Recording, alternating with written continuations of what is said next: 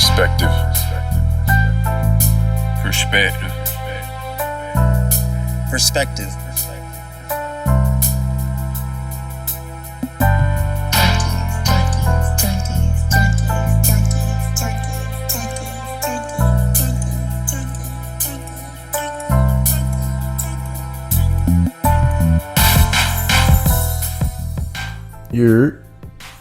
This is your host Vontae Swank, and you are now tuned into Perspective Junkies.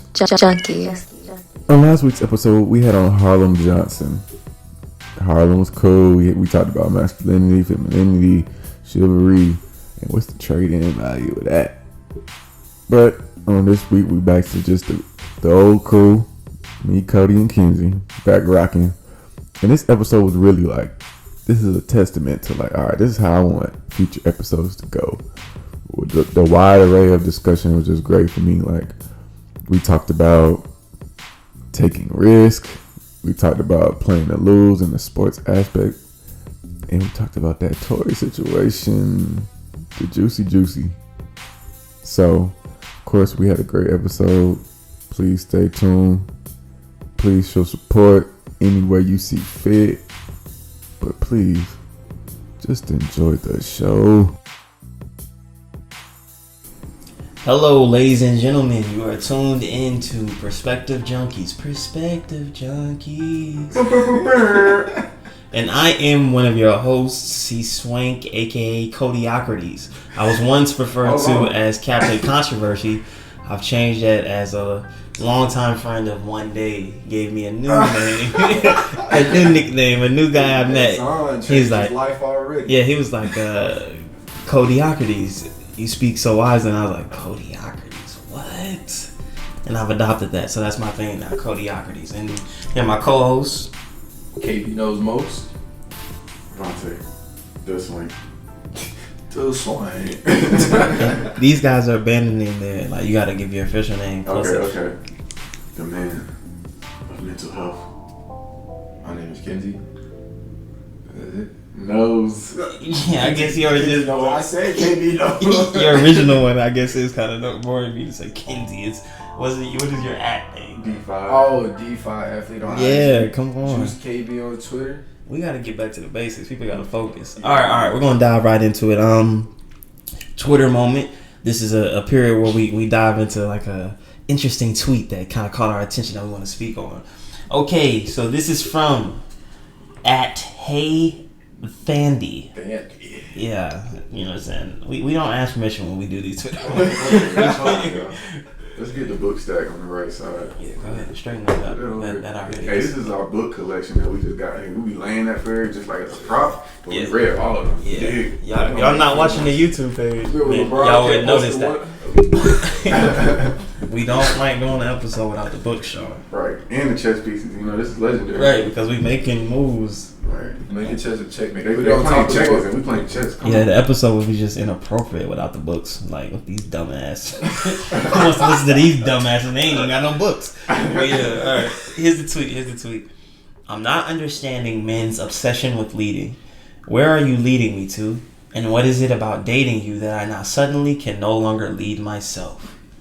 122 retweets, 16 quote tweets, and 248 likes. Way too much. It's a lot of agreements. All right, we're gonna start with you, Devontae. How do you feel about this tweet? How does it make you feel?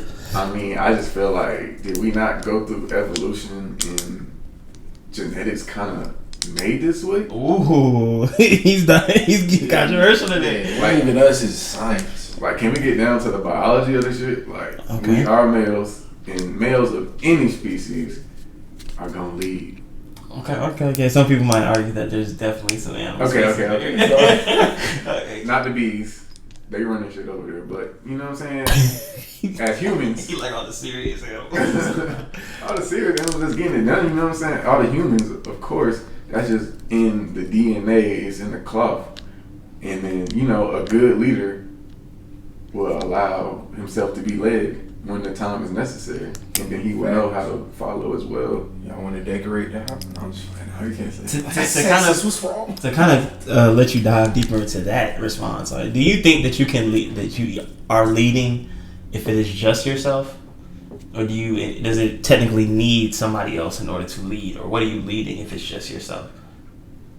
You understand what I'm saying? Like, if you move forward in life, you're leading yourself. But if you're staying stagnant, you're just like... So you can't lead without there being no followers. I would almost argue that you're not leading yourself. You're just, you're doing your thing. Yeah. Leading, I almost feel like it requires a following. Yeah, like at least one person to lead anything. But anyway, what's your response to that tweet?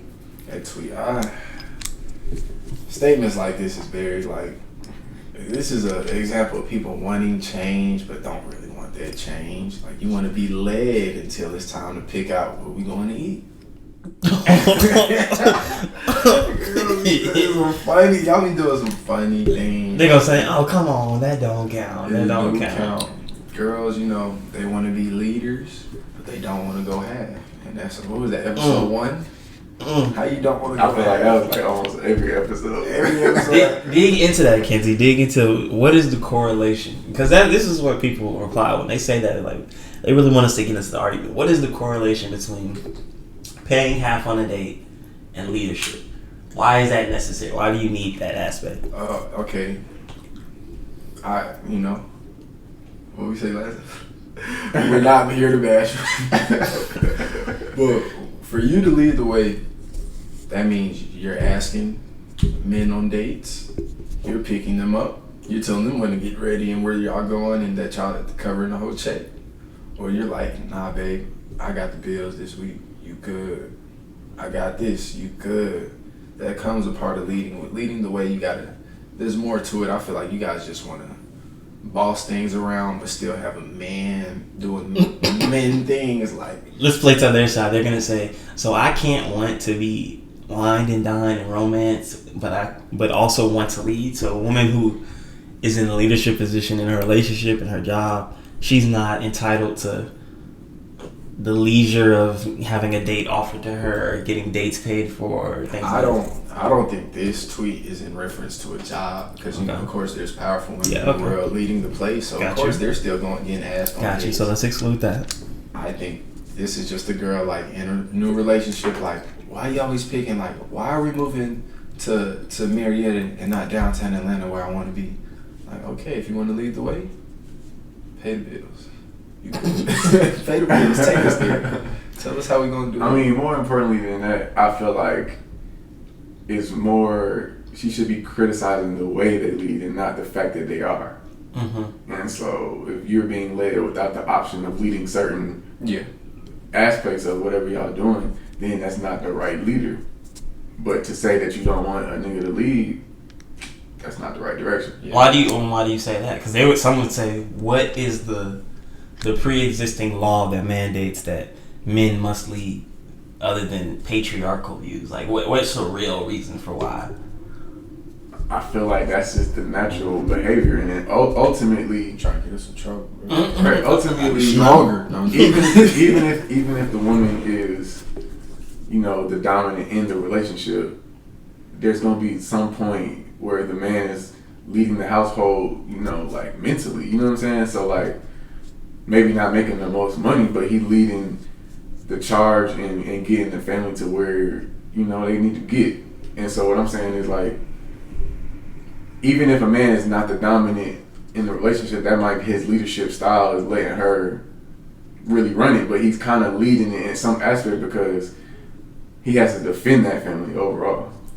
And the last sentence is a part of my that's a part of my argument. There's two sides, two coins of this of what I'll say. The one is what I believe from my observation and from my theory and what I believe would be the best for the general public in general, for most at least heteronormative, but also I guess in even homosexual relationships. There should be one person who takes on the role of, like, I brunt more emotional stress. I'm willing to take a sacrifice in some way in order to help y'all first, and I am second in line or last in line to need praise and I guess like love for the little things that I do. And I feel like that is traditionally taken on by a man. What we mean by that is that we are expected to take care of little tasks like open the doors, make sure you trash, make sure you protecting all that stuff, without necessarily getting an applause or you're doing a great job. It's expected to have a temperament to be able to just do it and know it's your role. And I feel like that gives you a position of leader, because it's like if we were just doing a managerial type of system and jobs or a coach type situation, it's the person who takes on the brunt of responsibility if things go left, but also if things go right. They might not necessarily get praised the most. They give their praise. You feel what I'm saying? They give the praise to the other. And then the second thing to me is what people done, like they try to ignore biological things. Biological things means to me the physical nature of our relationship. The physical nature of most men and women's relationship is a subconscious decision that if things go physically, we're in danger. I will strive to make sure you are safe. I'll strive to make sure our family is safe. I will put myself in physical danger and harm's way to make sure you are safe. And it's like kind of my role. In that position, you are always going to be, because you sacrifice the most, you're always going to be put at a leadership captain position in anything. You know what I'm saying? Like an entrepreneur, when they have a new business, because when they take on the risk of financial burden, if the company goes down, you're about to be broke, you're about to be the person that takes all the blame for this, you also get the leadership position because you're putting up more. So until we can never get to the moment where it would be logical for women who are in general smaller and not as physically imposing to be that protecting role. It's just, to me, a physical role that you can't change, even if the society, if the way we think, you still have to protect. Like the physical nature of violence makes it that our role doesn't shift too much from it was 1,000 years ago. It'll always be, we somewhat have to stay in a warrior's mindset just in case, even in our mundane society where we're not constantly in war, we're always ready, like something might pop off, and we play that role, so it leans, or it makes you inclined towards a leadership position. So that would be my two. That would be my two standpoints on that. You know what I'm saying? Hey, I respect that opinion, big fella. I think it's a very logical aspect to it. And, I hope that everybody can find their way of leading and being led in a healthy way. I hate seeing illogical tweets like that, because what they be saying, like, if you're in a relationship with your father, just say that. Just say that. It's different. That's not being a leader. That's just somebody like running you. I'm not saying we want to go around running on.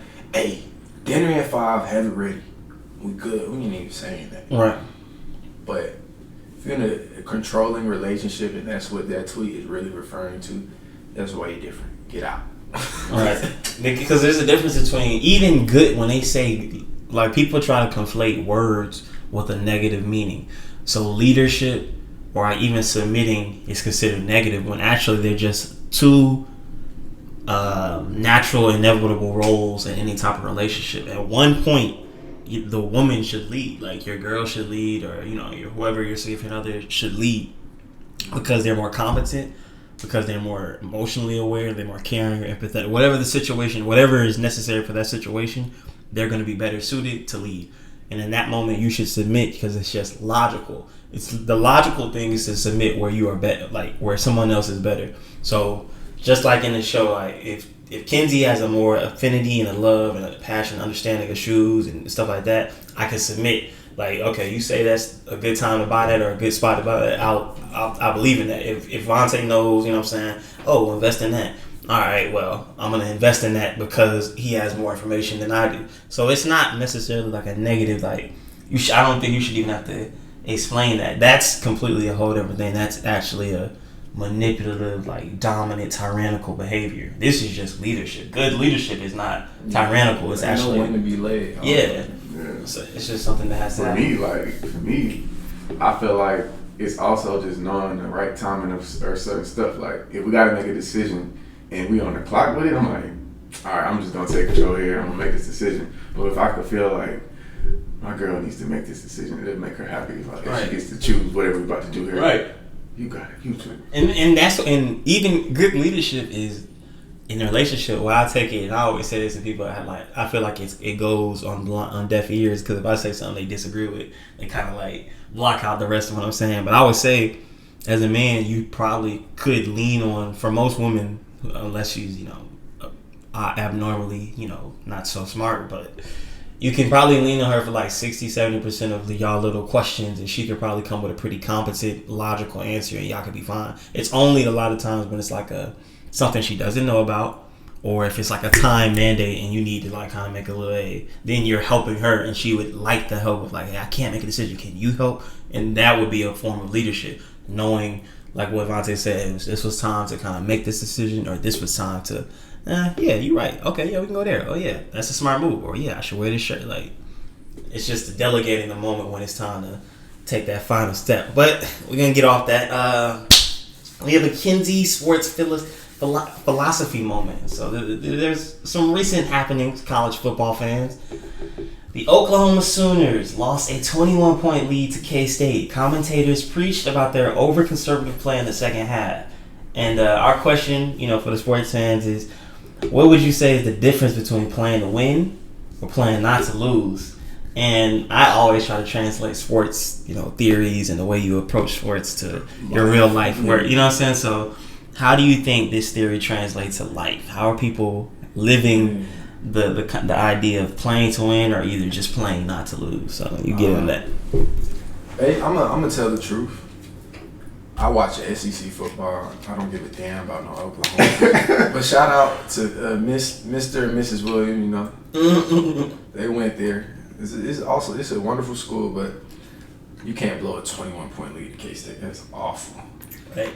And playing to win, I'm a basketball guy, so I'll put it in the aspect. You up 30 seconds to go, and you're not trying to score the ball no more. Well, I'll say 2 minutes to go, and you're trying to hold the ball. Because 30 seconds, they got a shot clock. High school, you can hold the ball for 30 seconds straight. But if you're up 2 minutes to go, and you stop trying to score the ball, you're playing not to lose. You're playing scared. Being in attack mode always is playing to win. Coaches like playmakers, and obviously Oklahoma thought they had a playmaker with Spencer Rattler, but he didn't make any plays down the stretch, and that's exactly how Falcons lost to. I mean, is it worth still being a fan still? Like, it's worth it. Okay. Tell the people where you live. You right around the corner from the Bench. Who that? Who that? I mean, your hood with it. I mean, your hood with it. Worth it, but when you start playing not to lose, you're just vulnerable at that point. You scared. Like, you in a fight. You don't want to swing. You just want to try to block every punch. Like, nah, dude, play some offense. If people are so comfortable, like, hey, we not even worried. They're not even trying to score the ball no more. Just go for steals and we're gonna score. The team's gonna come back and win. And just like in life, you can't be scared to take any risk. You got to make plays. And like coaches will preach to you, we need playmakers. In basketball, I was a playmaker on the defensive end.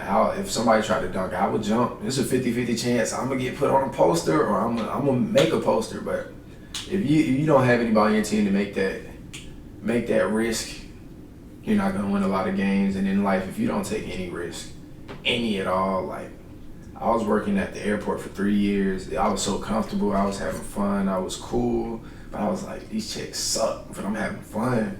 Got on Indeed. I'm like, Amazon. I'm kind of scared to drive. But that money crazy, so I took that risk. I left. It's up. Okay, let's start. I just took that risk. I feel like I made a play, and it turned out to be a wonderful play. I made a bad, just like I said, I'll jump for a block, I get dunked on, or I could make a poster. Well, I made that same play, I quit. I kind of went part-time with Amazon and tried to step into being a parapro, and it wasn't up. I made a bad play, and we broke. I damn near went broke. I made a bad play. That's the issue. I had to make another decision. After basketball season, I quit the school, went back to Amazon, and now I'm a manager. It's up. It's up again. That's what happened. We had. So my question is, We have. really have, really though. But so okay, how would you translate somebody playing to lose in life then? Playing to lose is just sticking around too long. If you had a job, Playing not to lose, my fault. Playing not to lose. Let's say you in high school you worked at McDonald's, Mm-hmm. and you're a senior in college now, and you still working at McDonald's. you playing not to lose. You just comfortable. You scared to leave. You scared to try something else. You scared to move on to something that you don't think will might be better for you. And what do you think the mindset is that makes people feel that way, or how do they come to that conclusion where they're approaching life that way? How do you come to that conclusion when you just stay stagnant in life? Just staying too stagnant, or just like watching everybody pass you up. It's what's a good example? Is fear what inspires them? Fear. Is it comfortable? I mean, comfort. Being uncomfortable. The fear of being uncomfortable in life, and sometimes you get too comfortable, and like I said, your life would just be a straight line. Being stagnant in life is what I'm scared of. I try to run away from that. You know, I always want to move forward. I want to. Every year, like if you get a new phone, you don't go buy an old phone or go buy the same phone. You're gonna get a phone that's better. Uh-huh. So why would you? Same thing with life. You don't want to go next year in the same position you was in last year. So I always preach, don't stay stagnant. Like I'll probably be smoking cigarettes if I was still working at McDonald's.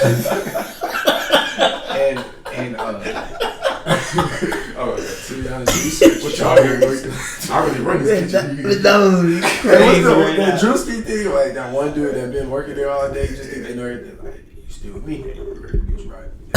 I can't. McDonald's I can really like that, but I feel like that was a great first job. I feel like I learned a lot about real life. You definitely learn a lot about like interacting with other people and how they behave. But so what you were saying, the question about how does it translate to life? Like I asked my dad this question. He said it's mainly from people who cannot visualize themselves winning, so they don't even take the attempts to win. And I think that's kind of a result of this belief of not practicing the belief I have that I've learned like from like Friedrich Nietzsche, the writer. You should approach life understanding that the challenge is going to be there and embrace it. Yep. Don't run from the struggle or don't run from the situation that is coming or be nervous about it, but be like, I understand rejection or disappointment or tragedy is coming in my life, in all people's lives. And I embrace it head on, and I appreciate it now, and I want to push more to get up the mountain. You know what I'm saying? So when you go in that lifestyle or you take on that mindset, you just live under a more optimistic way of viewing life, and then it comes into your energy, and then it comes into it actually manifests itself. So even like with this podcast, like I think there's a lot of people who may feel like they have the talents or the ability or the subject where they could say something and it would actually be interesting, but they just nervous. Scared to take an L. Scared. They're just nervous for, you know what I'm saying, oh, low views, or hey, ain't everybody following, or you know what I'm saying, they want to be the Oprah show over in 2 months, you know what I'm saying? And what really it is it's a process. Right, and just either a fear of the process, an unwillingness, a laziness for the process, or just a fear of the problems or the stresses that's going to come with it. So it just allows them to not do anything. And you just should understand that that's coming with everything. Stress and problems are coming with everything. So it's better to take, you know what I'm saying, risk towards, you know, upping your lot or increasing your profitability or increasing your self-awareness or your value in the world. But it's also something that you have to focus on so that you're not just taking crazy risks. Because some people gamble the worst ways, and you know what I'm saying, it pays off. Yeah, they go. Yeah, well, you know, Mike had money, but they gamble in a negative way. So it's really about making sure you have that balance of risk, and that kind of gets me to my next subject. You know what I'm saying, Devontae's mental health tidbit. Taking healthy risk in life. You know what I'm saying. How do you feel like people should take healthy risk? How do you define healthy risk? And you know what I'm saying, just give a little guidance towards that. Your hair is looking great right now. I don't know if the camera can get that. It's not gonna get them curls. It's there though. It's all there. But you know, I'm glad we touched on that mental health because y'all know there's no such thing as good hair. Oh, you right. There's no such thing as good hair. You guys are like sickening me. Right? I wanted to talk trash. You're fucking disgusting. I wanted to goof off. I put like curly versus straight. Right. Somebody said your hair the same, and you just got waved. It's just later. I'm like, that was hilarious that you did that. Take the joke, bro. Like I just can't stand people that try to literally say that curly your hair is better than a different. Like, who cares? Hair is hair. Love yourself. Says the guy who had curly Vaseline. Put Vaseline. I already see the girl in middle school like, I keep doing this. He's like, I just use Vaseline. I'm like, and look, when I was young, what's called, I used to use Vaseline in my hair because my dad said, "Yeah, Vaseline you use for everything." Every time I say that, people be like, "Vaseline." But that's just not Cody. That's the Williams. Right.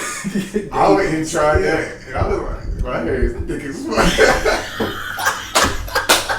And I was like, this ain't gonna work. Y'all blessed because y'all got curly hair. Like I was getting afro. People was touching my hair like, I thought you were mixed. Like, what's wrong? Why's your hair like that? I'm like, you're racist. Like, oh, you're not mixed. Your complexion not. Hey, you're lying. That shit be so funny. Here they see me away. It's like, what's wrong? What is it? Why does it do that? Yeah, but I was just playing. I'm not too concerned with that. But go ahead, about to get into it. Right. Back to the risk of life. I feel like a healthy risk is when you understand what you have at risk and the reward from it. And when I say that, say like, if I go for something, if I go for this job, what am I gonna lose from going for it? Like, am I gonna lose my current job, or like, how much do I have to commit? Or is the worst of me just not getting accepted, like, or you know what I'm saying, like not getting hired or not getting the job, like that's the worst that can come from that situation. And I feel like once you understand what the worst can happen, you know what I'm saying, there shouldn't be as much fear going into a certain situation. So like, let's say you trying out for a dance team or something like that, you know, and it's pressure, but you know the worst that can happen is like, I ain't gonna make it, and then I'm gonna keep moving forward. So if you already have a plan of action, of if you don't, and you know what I'm saying, like my favorite quote is hoping for the best but planning for the worst. And that's like perfect balance. Yeah, you can apply that to anything in life, like, and certain people have that mindset where like, I don't even want to think about me failing. So you know what I'm saying, I'm only trying. I can't think of anything without thinking of me failing to a certain extent, because you have to be aware of the failures. I'm not saying that you think about it all the time, but I think of it. I'm aware of the possibility of failure. And that's playing to lose. If you scare yourself, you know you can miss it, but you're not necessarily scared so much that you're not unwilling to take it. That's what I'm saying. Some people, they can't think of the negative. I'm saying what he said. Oh, okay. Certain risks, you playing to lose. You trying to lose the game. Like, right. I'm gonna thug it out. That's a lot of you people, and it's a controversial thing. Kodiakides, the impact player of the day.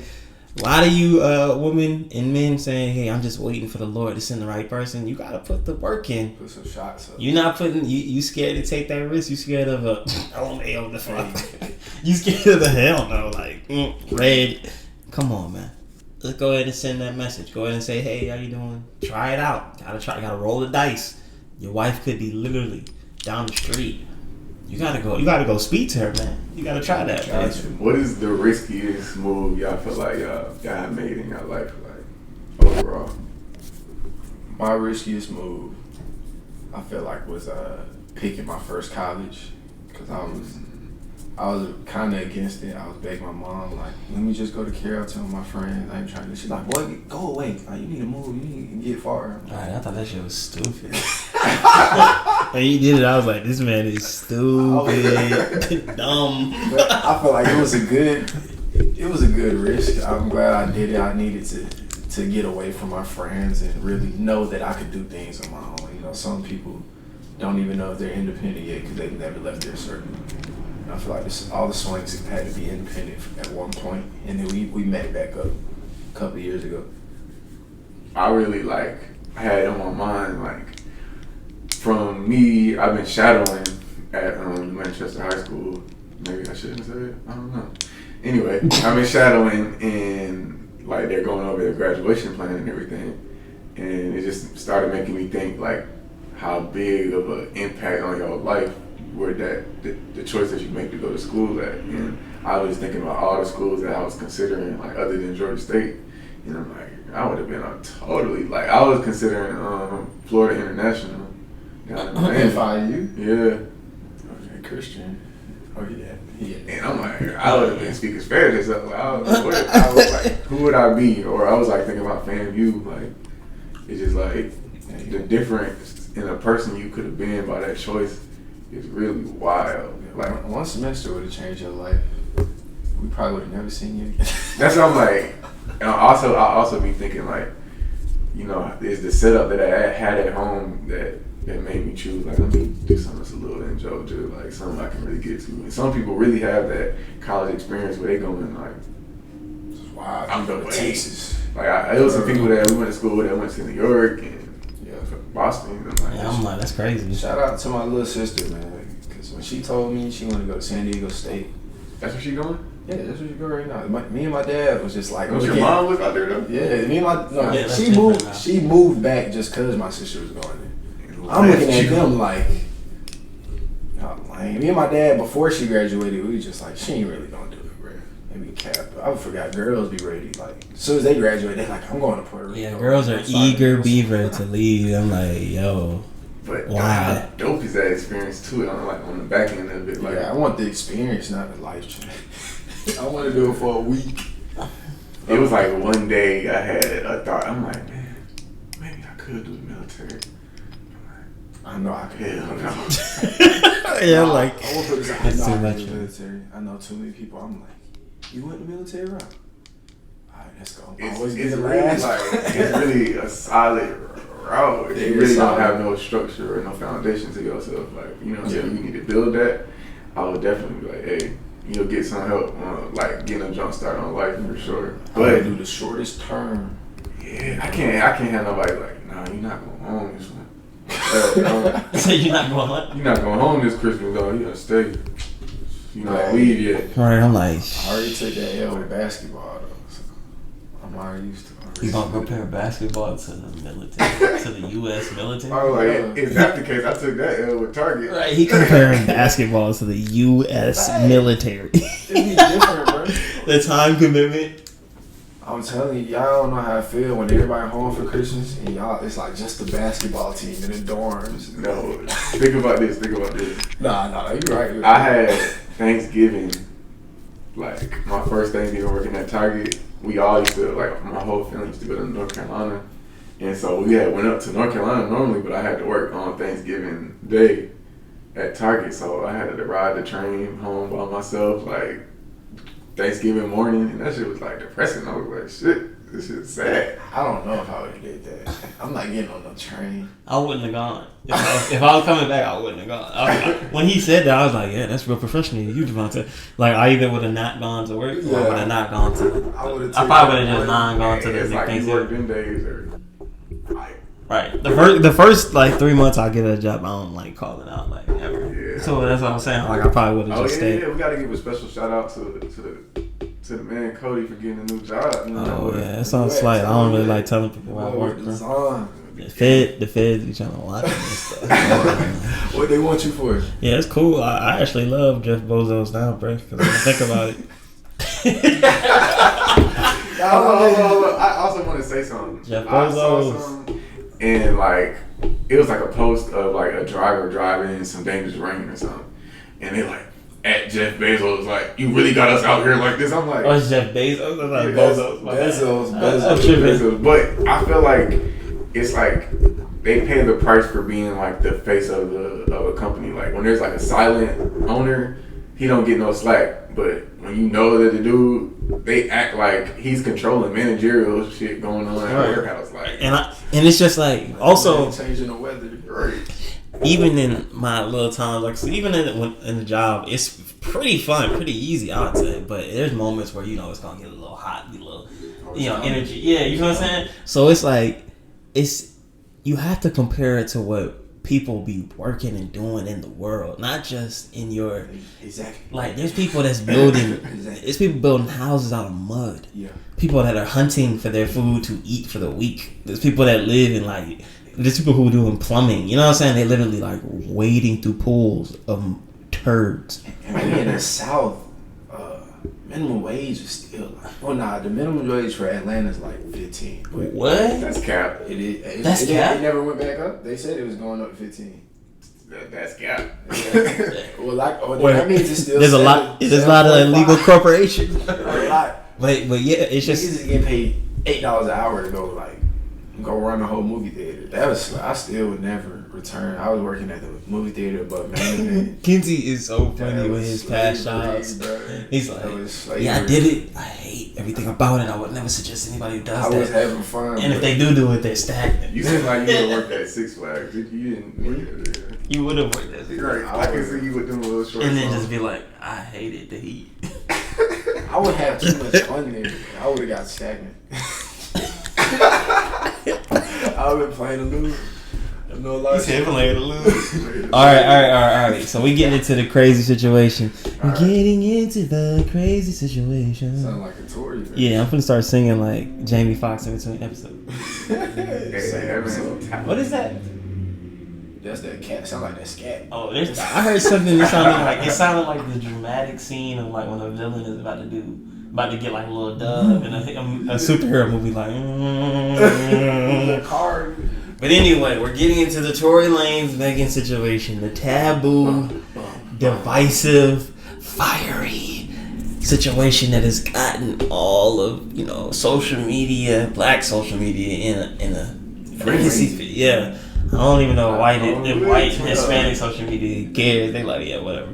But Corona don't exist no more. They shooting black women. So recently, Tory Lanez came out of silence and dropped a little project. He's hilarious. The worst. He dropped a 17-song project. Kind of explaining his view, and he kind of saying, "Hey, it's not the situation y'all said it was." He talks about he had a little love affair with Meg. Blase. R. Kelly, John. We gonna let. Oh no. Okay, we gonna let y'all go and say y'all views on it. You wanna go first? I just got one question. Go ahead. Did he hit or not? I believe So. I didn't get to listen to the album, so I don't know how deep the love is. I did. I definitely think he hit, but we're perspective junkies, so let me give y'all perspective. Mm-hmm. Meg Thee Stallion is like 5'10". Tory Lanez is like, how tall you think he is? About 5'7", 5'6". Probably 5'6". So let me get y'all to understand: when women are tall, when women are over 5'8", they're giant. And this man is 6'5", saying that. When women are over 5'8", they look huge. They look 6 foot already. Because they have long legs. So you're a little too close to my height. One, that's already a silly relationship, and it was very silly that people was like, "Yeah, he's asking for her back." I'm like, okay, that's hilarious. This is such a tall man opinion. That's already hilarious. And for me, it's a very special laugh for me. So also, I was talking with one of my followers on IG. I was like, "So what you think really happened?" And I'm assuming I didn't hear no album. I'm not really following the situation that much, other than like the jokes when they were joining them. It's very funny to me. I think. Well, I seen one post saying that her friend was like, Meg got really violent with Tory a lot. When she gets drunk, she tries him. When I saw that, I was like, that painted a whole different Who picture. said that? One of her close friends said that about her. Like she was dropping something off and she was like, "Alright, I'm gonna go. You a little drunk, girl." Yeah, she'll get drunk and just be trying Tory, just disrespecting him. She said she was a little violent. But that's why I led with what I led with. Put it in perspective now. He's 5'7", she's like 5'10", and she's thick. Tory's losing that fight. So he's a mouthy little short dude too. He is a mouthy short dude. He a tough short talk like this on the track with it. I'ma sell my piece soon. Hey, you a mouthy short dude, but look. So I'm gonna paint this picture. Everybody drunk. And, niggas get strapped. They ready. Niggas not gonna know who that is. Strap out. So I feel like she just tried him a little too hard. He's like, alright, man. Bye, you ain't talking no more, shot. I'm gonna fit.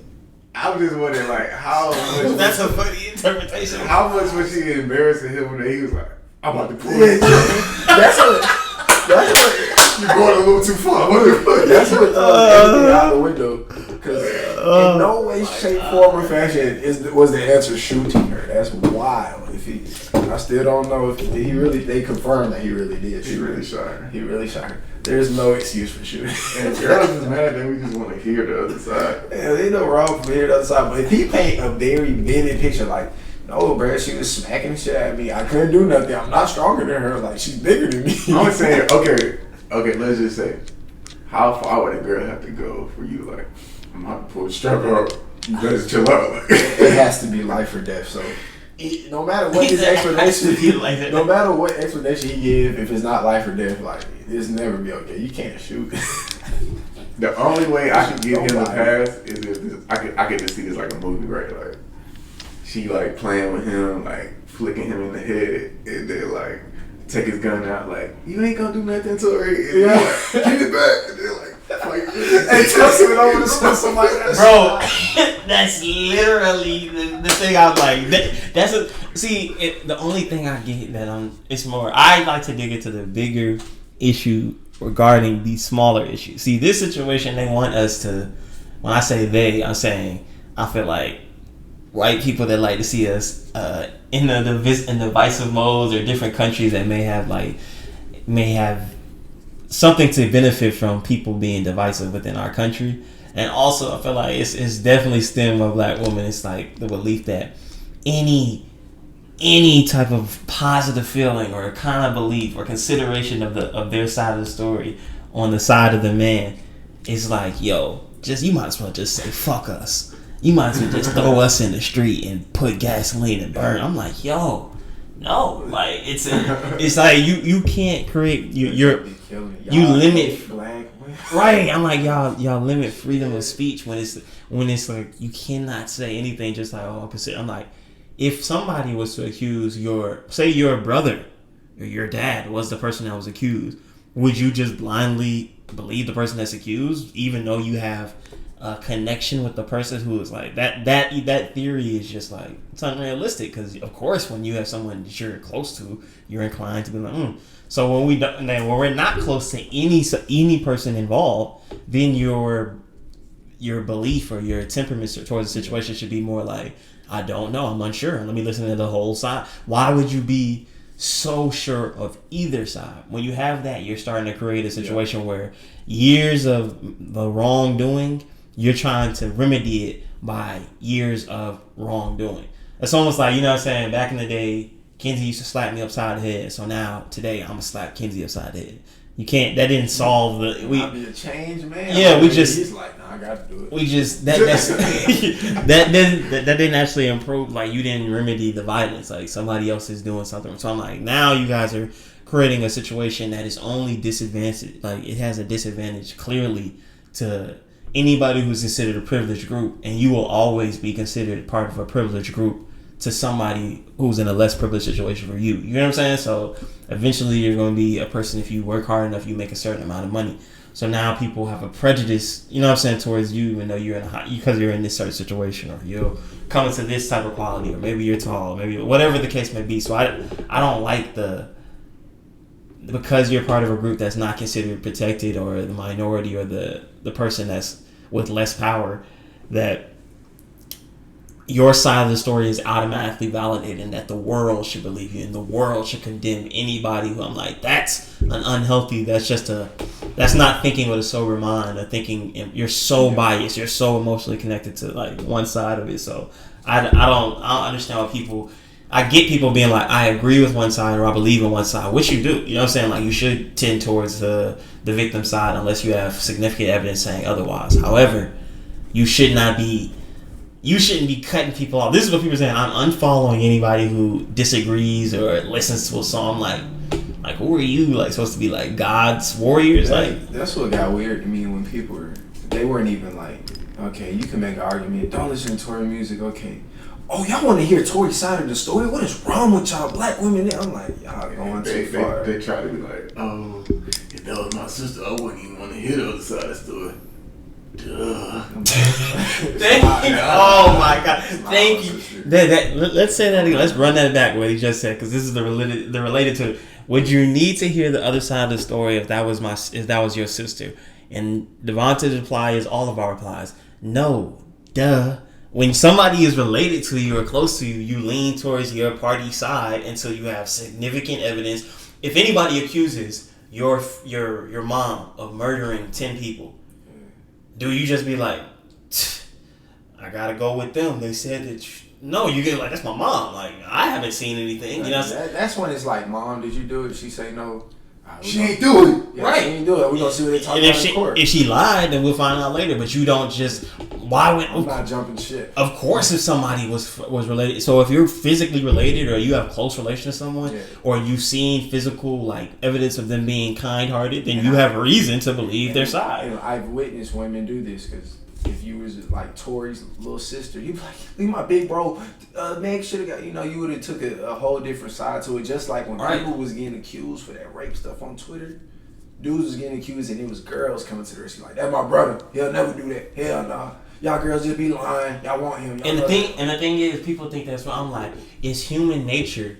You would have to take on a less loyal role you're not considered a close friend or someone that is that we can say we love each other if you cannot, at the very least, vouch for my character on things that are not sure. So if we say we're friends and then someone said, "Oh, I think this guy's a murderer," if I'm like, "Is you a murderer?" How are we good friends? How could you say you're mine? Well, so why would people expect women in relation to the men who are accused to blindly agree unless they have now if you see statistics and girl has evidence and blase, then I agree. You guys are right. That's wrong. You gotta be able to call something what it is.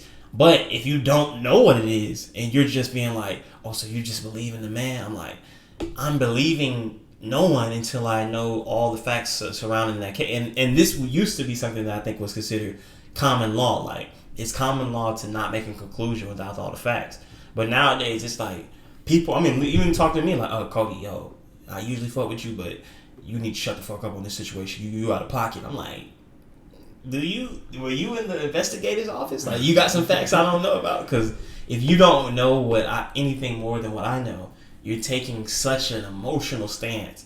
And I feel like people don't understand how quickly they can be in that situation. So if you're a person who says, if you side with someone who is accused of being an abuser or a rapist or whatever the case is, that you're automatically one, you have to know if one of any of your friends, and including you, creates something that is considered a moral sin by the majority, they have to kill, like, they have to destroy all y'all. Like, you have to come down by the theory that you've imposed upon yourself. Or do you believe in redemption?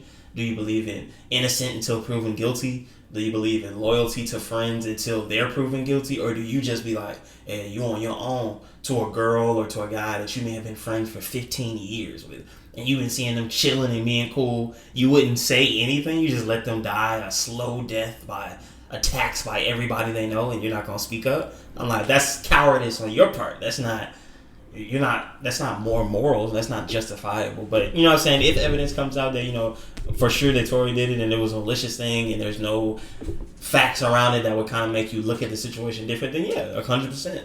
He's wrong. Even then, like, even if I'm 100% like, Meg got shot, he did her wrong, I still want to hear it. Like OJ, I'm like, I still want to hear the case. I mean, even more importantly, like, we ain't hear no story. Like, so somebody gotta say something. Right. We gotta get some type of story. So, like, if it's coming from him, then all right, we gotta know it, because it's not like Meg came out and was like, "All right, y'all, this will really happen." She just said, "He shot me in the foot."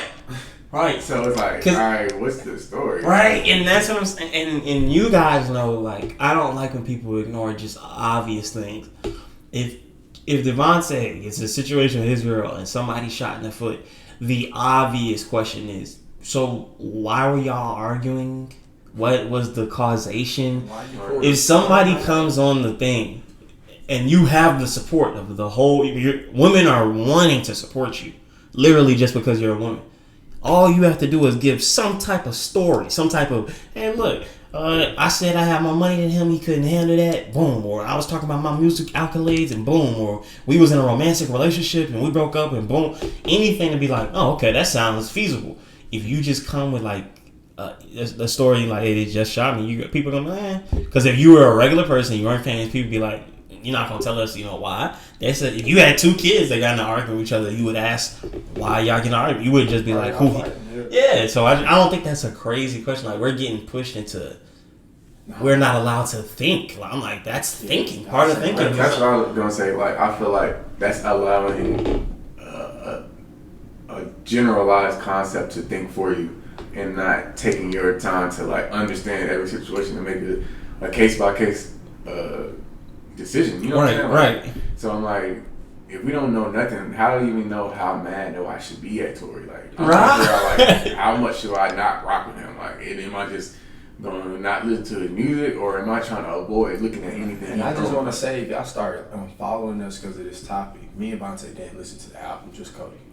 If you started following us for this topic, you shouldn't follow us, because I'm just a big staunch like supporter of free speech and freedom of thought and diversity in thought, which actually yields the best answer. Like, there should be a whole bunch of opinions, and the opinions that exist and work the most successfully should be the one that's like praised at the top. But even with Devontae was saying about what were you just saying? I lost my train of thought. That last comment you were saying about You might lose your new nickname, bro. Cody Cody. never forget. Socrates forgot a little bit, but How you know? Hey, you need to look at Socrates. He was probably getting a little booty.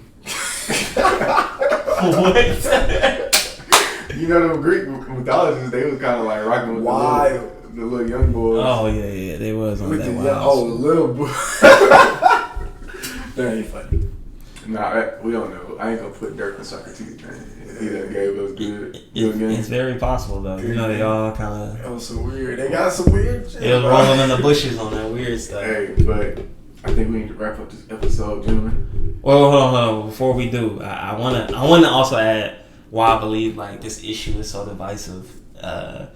The feeling of that you can judge something without hearing both sides. The reason I say that is because I think it's not necessarily the people want to say it's a split between men and women, when in reality I think it's a split between people who act on pure emotion and compassion for who they receive to be the victim, which will more inclined you're gonna be right a lot of times, and most times when you're right it's okay, but the chances that you're wrong and you are so willing to believe whoever gets their story off first is just, in general, I think as we grow we understand you can't think that way, because people will tell a dishonest side of the story, or you'll just get more details. It's like, that's just what even everyday gossip, you don't just go with the first angle you get. You should probably wait till you get more sides so you can get a fuller view before you make a judgment on anything. And I think it's divisive because it divides people on the concept.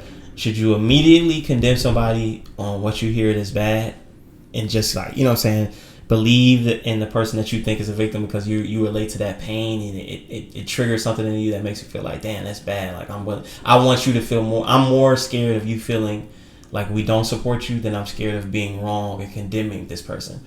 Or people that feel like we should always kind of play it without emotion and just hear both sides and then act as though we're not connected to either party. And that theory to me is where we should push towards. What it does is, like you said, sometimes people will feel uncomfortable. Sometimes the person that actually is accusing or saying this gets wrong for treatment or gets their story criticized or critiqued. But I feel as though this is the only way to protect the most parties involved and to maintain like you're innocent until guilty. Well, the other aspect is anybody can be defamed or brought down by any story, any line, and people just have to agree with it, and that's a slippery slope. Like, you give up the freedom of being innocent, perceived innocence. You're just immediately guilty because you're part of the party or part of the population or part of men or part of heterosexual or part of, light skin, whatever it is, the group that's considered the oppressor. So it's like you can't necessarily just that doesn't work. That's not true fairness. So that's my thought. Cancel culture. That's how I feel like they want the court system to run like cancel culture. Like, enough, get them out. That's what it is. It's leaking over to they want it to be, instead of just like the public opinion, like, oh, we think you did that. They want it to literally be. Nah, Meg said it, and I liked her last album. He did it. Right. They want people to execute on that. Like, people saying kill this man. Like, I've heard kill the man or put like. I'm like, yo. And we're not even saying like there's no reason, unless you're like life or death, there's no reason. Yeah, we definitely don't. We definitely can't condone his actual. I also would like to say that, like, I'm not mad at those who feel some type of way about how he did it and with the album, and like, I got something to say, 9 o'clock. Nah, that album, that was a horrible opinion, my choice. And then Rick Ross, I like what Tory came back and said to him, like, hey, you should stop trying to put all your sponsors in every snap you make. It's a bad look. And then you go back, he's tagging Wingstop and Smart Car. I'm like, Rick Ross, like, you didn't even do it the right way. Why you said that's a bad look? That is a bad look. Like, oh, he did a video while tagging. Every video he posted is just talking trash. He's always like adding the people he's sponsored by. Like, you know, he owns a portion of Wingstop. He's tagging Wingstop, and then he made that video with the smart card. But why do y'all feel that it's a wrong way to explain it through music? Y'all tell me like y'all perspective on that. I wanted a concrete explanation from both parties. I wanted Tory, because the fact that Tory still has never said like, I ain't shoot her. Yeah, so he's already taking more L's on that. Instead of like saying anything, he just made and I quote, Cody said one of the best albums he's ever made in his career. Oh gosh, he's trying to get. I ain't trying to throw him in there, but y'all said he made a wonderful album after shooting his ex in the foot. That's just a bad look, but.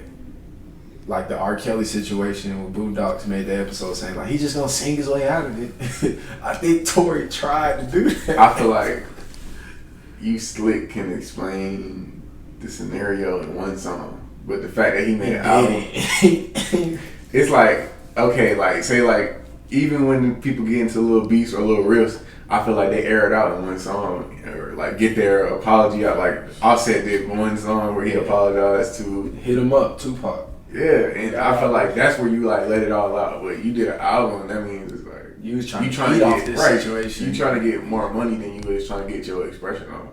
To me. And do y'all feel as though? So are you taking it as morally wrong? You listened to the whole album, right? Yeah, I did. From the album, what did Tory Lanez tell you? I don't know if I heard all the Kylie song. People keep talking about that. I'm like, I keep getting lost in the sauce. I don't know if I heard that. Did you get a good storyline or what is going on? Or is it just a bunch of like little subliminals? My bad. I'm sorry. Like he said something about J.R. Smith. That's why I really lost. It's direct disses at people who directly dissed him. So J.R. Smith. Because they tweeted something about him shooting. Yeah, talking about people how they treat it. But my thing is. Nah, that's a lot. My thing is this. I feel Look. You gotta think, like, I think people just don't put it in just real world situations, like how professional, how respectful do you respond to this? If we're all friends, we're all in the same field, you kick it with me, y'all just partying with me, someone makes an accusation before it's even finished, before like I'm in the books. Cause what if he does get some situation where he's in freedom, so he's making music, he successfully bangs his way out of this, and now he's on people ask for features again. Yeah. You've condemned me, like you literally turned your back. That alone is worth a song. Then there's celebrities who are probably people who are inclined to having their own little dramas and their own little fall-ins with the law, who gonna make their little comment. That's worth a song. You know what I'm saying? Like, then I can say a couple things about, hey, you didn't tell people that we had a romantic relationship. And that kind of is like a causation behind this and why you was chilling and why I'm chilling, like, because we kind of rock with each other. Mm-hmm. To me, that's a song or two. That's like, a whole nother topic. So what I'm saying is that people were given, like, you let a little bit of time pass. Like, when did this happen? June? It happened too long ago. It happened a while ago. You know what I'm saying? Like, it's enough that for a musician, like, and that's another thing. What I'm saying, we're getting to a social period where people were like sensitive things that I don't think we would have thought about. I don't think in 2010 I would have thought anything of that. I would have been like let me listen to it. I wouldn't have been. It's like with Twitter. It's a trend where people have like kind of like pressured you to believe that. But even then, when what's his name? When Pusha T said something about Drake's son, Drake came out with a statement before Scorpion dropped. Now, what did he say? All I know, it was a big screenshot he put on his story. He said something. I can't remember exactly what he said, but he came out with I think it's also that, like, I feel like he should have already said, like, just one thing. He could. I'm sorry to my fans. I'm sorry to everybody. I let y'all down. What did Drake say to that?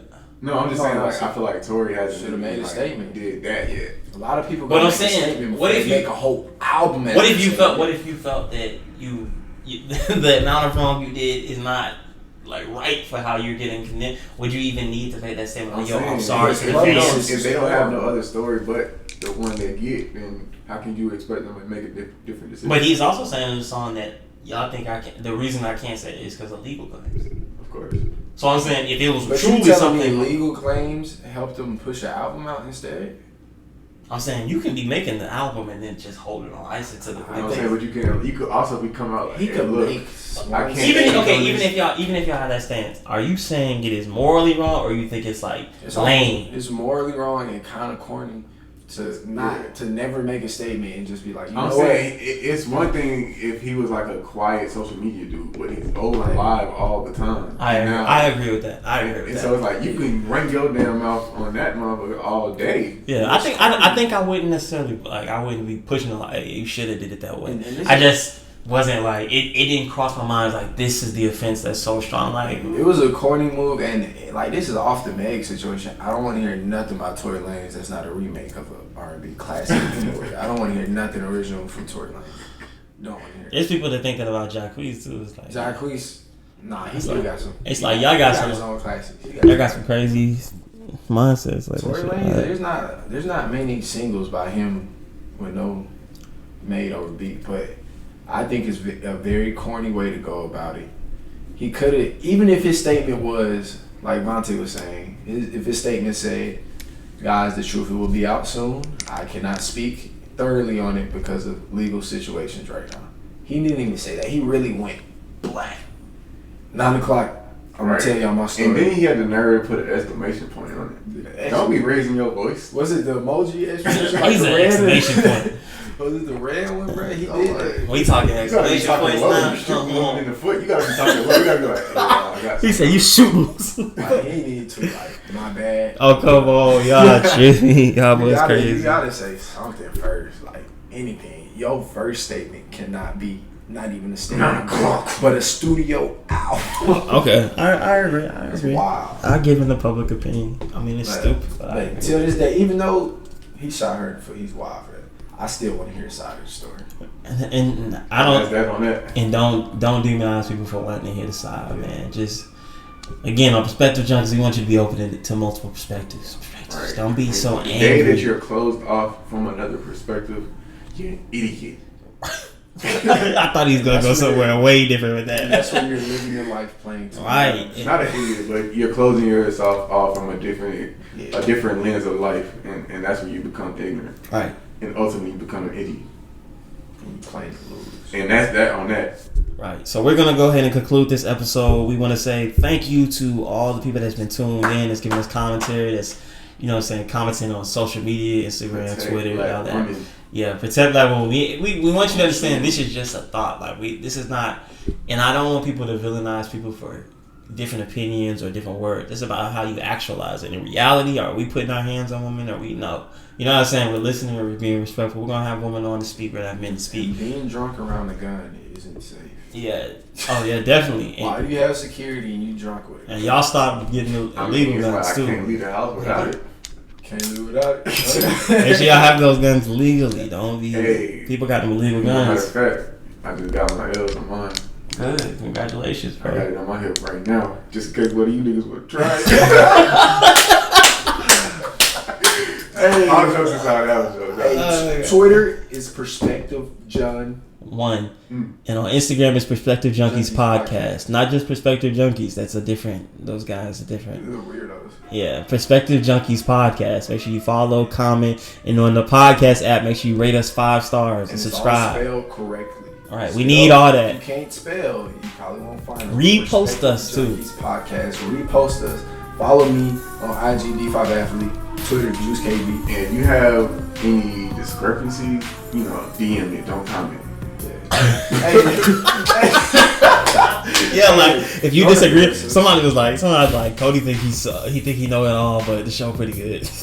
I was like, what? I was like, somebody said that. I feel like they know me personally. Like that didn't feel like a random person listening. I'm like, gotcha. Okay, you could have told me that personally. You could have called me. Hey, and as we on the way out, I feel like we gotta show some love. The gunner line right here. One upload. Well, I saw it. When I look again. Hey, I'm gonna get a real photo shoot, but you guys see that I'm making fashion statements on the show. I had the Rockaware shirt. I had the button up. I was almost melting that bitch, and then this, you know what I'm saying? This, I call it gay tiger. And it's that shirt screams like My fashion statements are What is this blocked scream? by this table. I think it's scream. I can't wait to get you all alone. What's the Marcus Houston song? I'm hearing it. Thank you. He's in foot. It's raining men. Hey, we gotta go on now. Alright, that's a wrap. That's a wrap. Stop it. Devontae, you got that Kid Cudi. They not. I cross the girls, I get the scissors.